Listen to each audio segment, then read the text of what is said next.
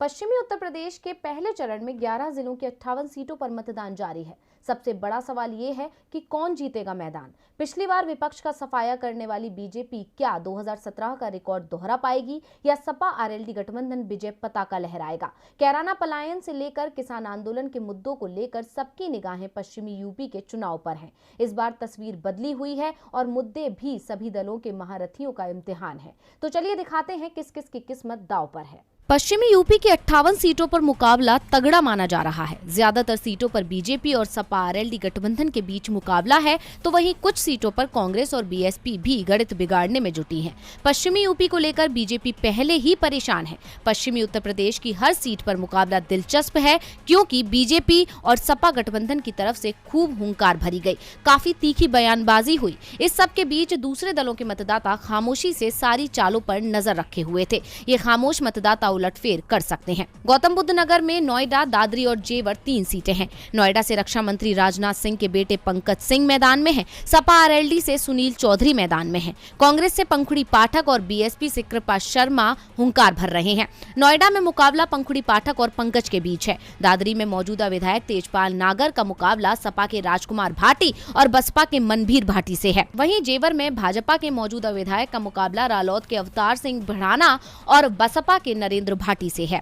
कैराना की सीट पर हमेशा से ही कांटे का मुकाबला रहा है। मुस्लिम आबादी काफी है, सांप्रदायिक ध्रुवीकरण हावी रहता है, हार जीत का अंतर भी कम रहता है। बाबू हुकुम सिंह की बेटी मृंगाका सिंह को बीजेपी ने मैदान में उतारा है। सपा आरएलडी गठबंधन से नाहिद हसन ताल ठोक रहे हैं। 2017 की तरह ही कैराना में बीजेपी और सपा के बीच संग्राम है। इस बार मुजफ्फरनगर में सपा आरएलडी के लिए समीकरण बदले हैं। मुस्लिम बहुल मुजफ्फरनगर जिले में किसी भी सीट पर सपा आरएलडी गठबंधन ने कोई मुस्लिम कैंडिडेट नहीं उतारा है। सपा गठबंधन ने बीजेपी के ध्रुवीकरण के दाव को फेल करने की रणनीति को अपनाया है। मुजफ्फरनगर में कांग्रेस ने 2 मुस्लिम और बीएसपी ने 3 मुस्लिम उम्मीदवारों को मैदान में उतारा है। मुजफ्फरनगर की आबादी लगभग 25 लाख है, जिनमें से लगभग 42% मुसलमान हैं। 2017 में केवल हिंदू उम्मीदवारों को मैदान में उतारने के बाद बीजेपी सभी सीटों पर विजयी हुई थी। मेरठ कैंट से भारतीय जनता पार्टी ने अमित अग्रवाल को उम्मीदवार बनाया है। सपा गठबंधन की तरफ से आरएलडी की मनीषा अहलावत मैदान में है। बहुजन समाज पार्टी ने अमित शर्मा को मैदान में उतारा है। कांग्रेस के टिकट पर अवनीश काजला ताल ठोक रहे हैं। सरधना सीट भाजपा के फायर ब्रांड नेता संगीत सोम की वजह से हॉट है। मुकाबले में सपा के अतुल प्रधान हैं और इस बार पूरी मजबूती से ताल ठोक रहे हैं। साथ ही किठौर, कैंट शहर और मेरठ दक्षिण में भी इस बार किसी की राह आसान नहीं है। बसपा ने अपने दलित मतदाताओं के अलावा उन पर भी भरोसा जताया जो उसकी सोशल इंजीनियरिंग में आते हैं। यूपी की महत्वपूर्ण विधानसभा सीटों में बागपत विधानसभा सीट शुमार है। मुख्य मुकाबला बीजेपी और सपा गठबंधन के बीच है। ये सीट राष्ट्रीय लोकदल का परंपरागत गढ़ रही है। बागपत विधानसभा सीट से आरएलडी के नवाब कोकब हमीद 5 बार विधायक रहे। वो कैबिनेट मंत्री भी रहे। बसपा के हमीद अब सपा आरएलडी के टिकट पर चुनाव लड़ रहे हैं।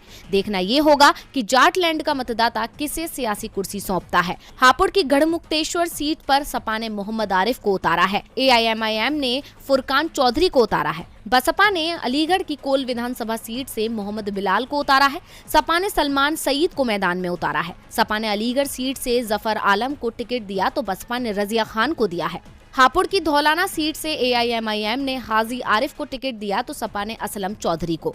पश्चिमी यूपी की ये वो सीटें हैं जहां मुकाबला कांटे का है। अब 10 मार्च को साफ होगा कि जनता ने किसे दी है सत्ता की चाबी।